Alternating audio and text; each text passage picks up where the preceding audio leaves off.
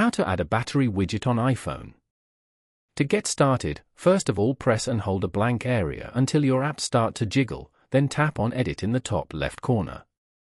From the drop-down menu at the top, tap Add Widget Options. This will open the widget gallery, where you can browse and add a variety of available widgets. On the widget screen, use the search bar for convenience. Type batteries into the search bar, and then tap on it from the results to see the available options for this widget. Now you can see the available styles. Swipe through the different sizes and displays if you want. Once you find a style you like, tap on the Add Widget button at the bottom to select it for your screen. The battery widget is now on your home screen. Drag it to any position you prefer. When satisfied, tap Done in the top right corner. You have now added a battery widget to your iPhone.